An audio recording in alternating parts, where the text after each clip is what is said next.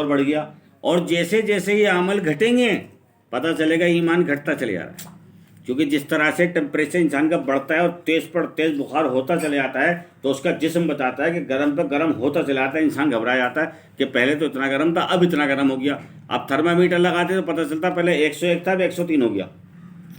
اسی طرح سے اعمال سے ایمان کا اندازہ ہوتا ہے کہ ایمان کی حرارت اس کے اندر موجود ہے یا نہیں. اگر نہیں ہے تو انسان خطرے میں، اور ایمان کی حرارت ہے تو وہ خطرے سے باہر ہے. سمجھیں آپ؟ تو اس لیے ایمان کی حرارت پیدا کرو اپنے اندر، حرارت آنی چاہیے ایمان کی. لیکن اب حرارت کس چیز کی ہے برا نہیں مانیے گا. اب حرارت ہے ہائے میری زمین، ہائے میرا مکان، ہائے میری سسرال، ہائے میرا میکا، ہائے میرا کاروبار، ہائے میرا یہ، ہائے میری ناک، میری آبرو، میری عزت، اس کا ہوگا کیا؟ تو کیا کہاں سے اپنی عزت بنا سکتا ہے جبکہ اللہ نے تجھے بے عزت کرنے کا ارادہ کر لیا ہے.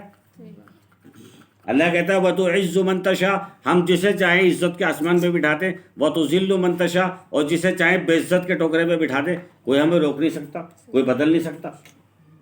تو پھر میں کون سی عزت کی فکر کرتا ہوں؟ کہ میں اپنی محنت اور مشقت سے کوئی عزت حاصل کر سکتا ہوں؟ نہیں کر سکتا. اگر محنت، مشقت اور دولت اور شہرت سے عزت حاصل ہوتی تو قارون، نمرون، فرعون، شداد اور حامان کو ہوتی. دنیا کے سب سے بڑے خزانوں کے مالک تھے، بڑے زبردست بادشاہ تھے، طاقتور بادشاہ تھے، اور 400 سال کی اللہ نے عمر دی، لیکن 400 سال کی عمر میں کبھی سر میں بھی درد نہیں ہوا. کہ اگر سر میں بھی درد ہوتا تو لوگ کہتے ہیں یہ کیسا خدا ہے جس کے سر میں درد ہو گیا، یہ کیسا خدا ہے جس کو نیند آ گئی.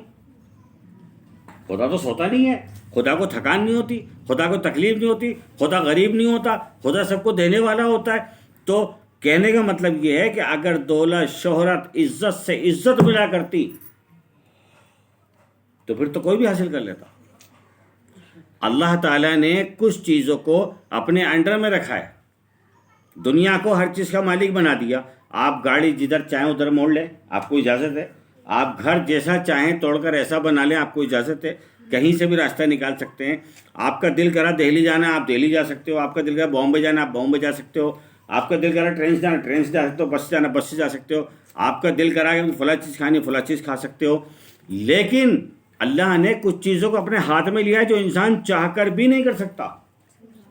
اگر وہ چیزیں اللہ انسانوں کے ہاتھ میں دے دیتا، آج دنیا میں قیامت آ جاتی، ختم ہو جاتی دنیا، کوئی انسان باقی نہ رہتا. وہ چیزیں کیا ہیں؟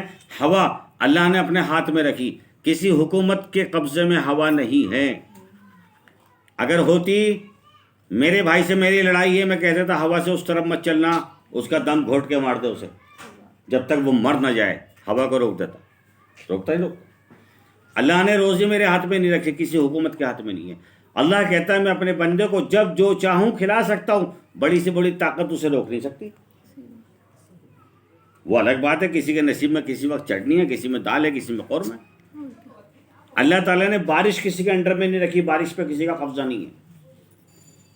میں جہاں چاہوں جتنی چاہوں برسا دوں. اور اللہ نے پچھلی قوموں پہ دیکھ لو، اللہ کے نبی کے نافرمان تھے، اللہ کے نبی کا کہنا انہوں نے نہیں مانا. اللہ تعالیٰ نے بارش کو حکم دیا اور بارش اتنی ہوئی ساری دنیا غرق ہو گئی. حضرت نوح علیہ السلام کی قوم ساری غرق ہو گئی.